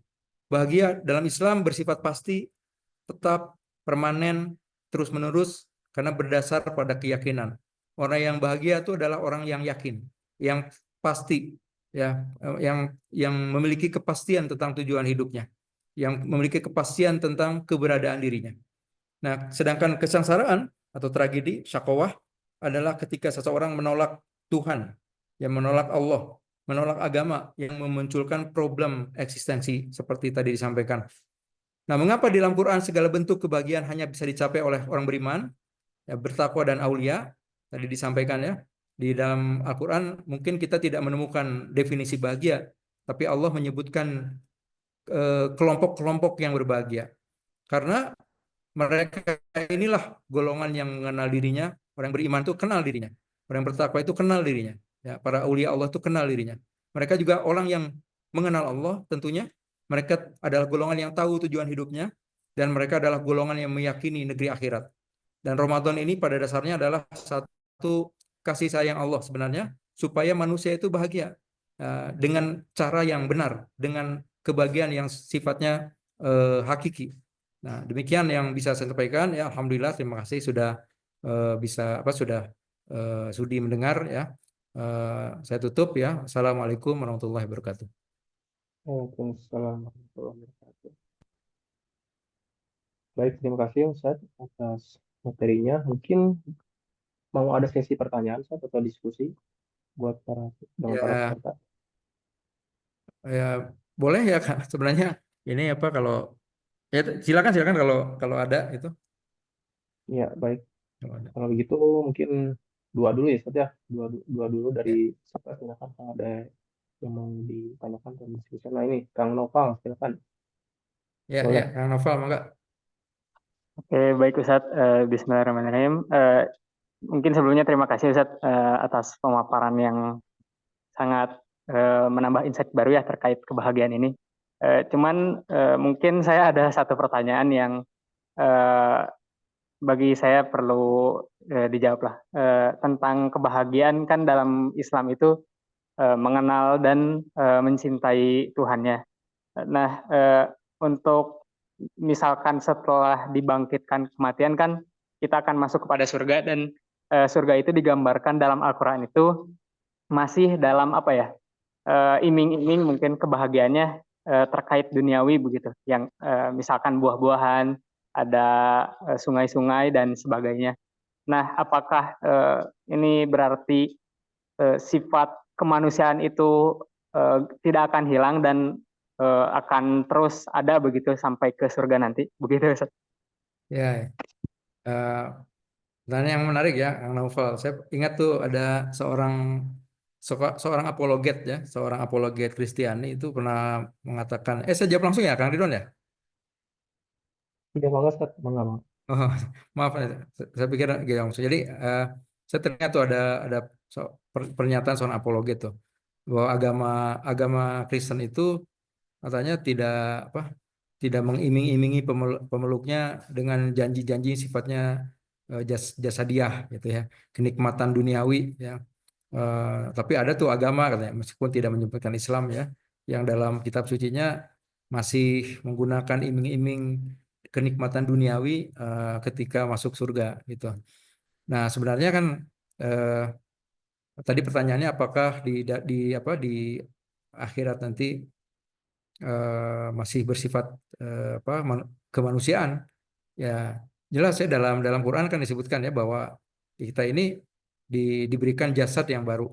Ya, artinya punya jasad, artinya kita masih merasakan kenikmatan duniawi dan Allah memberikan ganjaran itu dalam bentuk juga fisik, ya fisik juga. Jadi kita tidak menafikan. Nah, itulah yang membedakan agama Islam dengan agama beberapa agama lainnya ya, seperti Kristen, seperti Buddha yang cenderung menafikan eh, jasad ya. Jadi jasad ini dianggap sebagai faktor yang menghalang manusia mencapai kebahagiaan atau kesempurnaan. Karena itu kan untuk menjadi biksu misalnya atau biku kan kenikmatan jasadiah ini sebisa mungkin dieliminasi kan. Misalnya tidak menikah, ya tidak menggunakan pakaian yang indah. Bahkan dalam Islam justru kan sebaliknya, kalau kalau punya pakaian indah ya dipakai, ke masjid dipakai. Ya, dan itu kan biku-biku biasanya pakai pakaian yang tidak berjahit ya dan juga berwarna yang tidak menarik, juga dibotakin supaya tidak menarik, bahkan tidak bekerja ya karena bekerja dianggap sebagai pemicu dari rasa ingin bersaing. Nah, jadi beberapa agama itu melihat jasad ini sebagai penghalang bagi kebaikan manusia. Dalam Islam justru sebaliknya. Jadi meskipun Islam juga mengakui bahwa potensi manusia yang paling inti itu adalah yang ruhani, tapi tidak pernah menafikan kepentingan dari jasmani.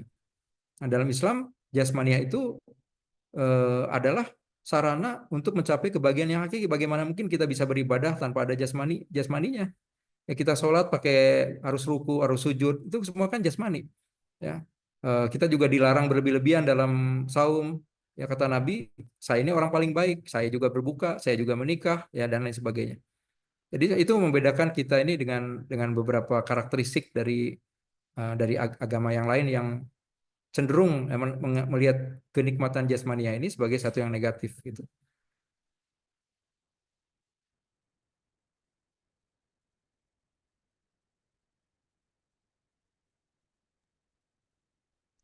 Ya, itu mungkin jawabannya saja tadi buat Kang Novel. Mungkin ada lagi dari serta lain yang ingin ditanyakan atau didiskusikan, silakan.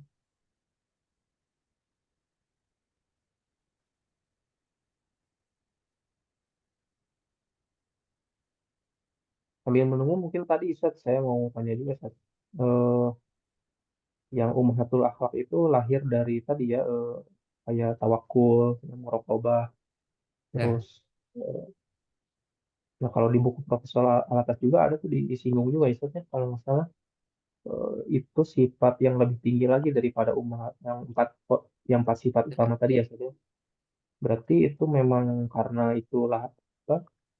Karena sifat tawakul, sabar dan ridho tadi roja itu memang karena eh, adalah sumbernya atau atau apa sebab lahirnya dari sifat tadi ya hikmah, syaja'ah, ifah tadi atau mungkin bisa juga apakah karena ini Ustaz, karena ifah, syaja'ah, adil, hikmah itu agak misalnya agak lebih umum, lebih universal misalnya di luar muslim juga mungkin mungkin juga ada yang punya sifat itu.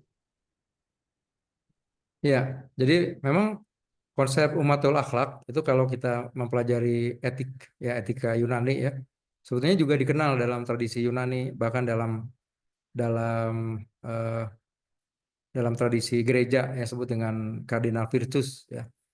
Jadi apa yang dituliskan Imam Ghazali itu sebenarnya eh, melakukan Islamisasi terhadap konsep kebajikan utama ini. Dan Imam Ghazali melihat ini sebenarnya ada satu hal eh, yang yang mengandung kebenaran, dan beliau dan juga Prof. Alatas itu juga berusaha untuk ya kalau boleh dikatakan mengislamisasi konsep ini sebenarnya, karena empat empat kebajikan ini atau empat akhlak utama ini itu sebenarnya bisa dipupuk atau juga bisa disebut berasal ya. Jadi misalnya bahasa kasarnya mungkin begini ya. Kalau kita mengamalkan akhlak mulia itu, akhlakul karimah seperti tawakul, roja, ya, sabar, syukur, itu niscaya bahwa empat akhlak utama dari seseorang itu akan muncul. Tapi bukan hanya berdimensi duniawi, tapi juga akhirat. Jadi akan terkait dengan Allah Subhanahu Wa Taala gitu. Jadi memang konsep ini konsep yang universal tadi betul ya. Jadi tapi juga di sini Prof. Alatas ataupun Imam Ghazali itu menemukan bahwa dalam tradisi Islam pun ini sebenarnya dikenal dalam tradisi Islam ya, sebagai suatu sifat-sifat yang muncul dari kalau kita mengamalkan atau mengamalkan sifat-sifat baik ya, akhlakul karimah. Jadi bahkan dalam Ihya itu boleh dibaca ya. eh, Imam Ghazali itu nanti menguraikan sebenarnya. Misalnya sifat, katakanlah sifat syaja'ah, itu turunannya jadi apa gitu. Turunan akhlaknya dari apa gitu. Jadi itu pohon, seperti pohon lah. Itu sifat-sifat lainnya yang ranting itu seperti tawakal, sabar itu adalah satu cabang, itu cabang. Nah, kalau dipandang dari satu sisi begitu. Tapi kalau dipandang dari sisi yang lain sebenarnya bisa juga dikatakan bahwa eh, apa sifat-sifat yang disebutkan dalam tradisi Islam seperti tawakal, sabar, roja dan sebagainya itu adalah sebagai akar yang menunjang sifat utama. Ya, bisa juga dipahami sebaliknya begitu. Ya, baik, Ustaz. Terima kasih. Karena saya juga pas daras Ta'limul Muta'alim, karena saya juga daras apa ngajar kecil-kecilan lah, tak daras Ta'limul Muta'alim itu lihat juga sabar itu ini cabangnya bagian dari syaja'ah, keberanian. Itu jadi agak agak tadi tuh Ya, agak tukar. Jadi sudut pandangnya tadi bisa jadi begitu juga ya. ya, Jadi ya. cabang atau Jadi bisa akar dilihat, yang mm, ya bisa dilihat akhlakul karimah itu sebagai akar yang menunjang sifat utama ataupun sebaliknya sifat utama yang menghasilkan akhlak mulia. Tapi kalau dalam Ihya itu sifat empat sifat utama itulah yang menjadi apa? Menjadi bercabang sehingga ada akhlak sifat-sifat mulia yang kita kenal ya bersama seperti sabar, tawakal dan lain-lain. Jadi dua-duanya sebenarnya tidak salah gitu, bisa dipahami dua arah begitu. ya, baik. Terima kasih, Ustaz. Mungkin ada lagi dari peserta, silakan. Kalau nggak ada, mungkin disudahi kajiannya gitu. Boleh? Ya Kalau ini ada, sebenarnya seperti seperti kultum. Jadi makanya tadi saya agak ragu juga ada tanya jawab atau enggak. Rasanya kultum nggak ada tanya jawabnya. oh, Jadi gitu. nanti kalau masih ada silakan lah kalau bisa saya jawab ya. Ya, tampaknya sudah tidak ada, Ustaz. Baik, Tidak baik, ada. nggak apa-apa. Ya. Ya, kalau gitu mau saya tutup saja, Ustaz. Baik, baik dari saya cukup. Terima kasih. Mungkin kalau ada hal yang kurang berkenan, yang kurang memuaskan, mohon dimaafkan ya. Jadi terima kasih atas sudah sudi hadir dalam majelis ini. Saya kembalikan kepada moderator yang Ridwan. Baik. Ya, terima kasih Ustaz Usep atas wawasannya yang mudah-mudahan bisa kita amalkan ya. Itu tadi yang Ustaz Usep sampaikan memang eh, kesannya teoritis begitu ya Ustaz ya. Tapi mudah-mudahan Ya. bisa kita renungkan dan kita praktikkan gitu ya, karena yang teoritis tidak tidak selamanya harus tidak bisa dipraktekkan gitu ya Ustaz ya. Jadi bisa kita amalkan, bisa kita terutama di bulan Ramadan ini, dan kita juga bisa jadi orang yang menggapai kebahagiaan gitu ya melalui bulan Ramadan ini. Kemudian orang yang menang ya, benar-benar menang dan menjadi pribadi yang lebih baik, mempunyai akhlak yang mulia, adab yang baik gitu ya. Amin ya rabbal alamin. Kita tutup dengan hamdalah alhamdulillahirabbil alamin dan akhirat majelis subhanakallahumma wa bihamdika asyhadu an la ilaha illa anta astaghfiruka wa atubu ilaik. Terima kasih sekali lagi kepada Ustaz Syed dan para peserta dan panitia yang sudah membantu. Dan wabillahi taufiq wal hidayah. Wassalamualaikum warahmatullahi wabarakatuh. Waalaikumsalam warahmatullahi wabarakatuh. Baik. Terima kasih Kang Ridwan dan teman-teman semua ya. Syukran Ustaz, jazakallah khair.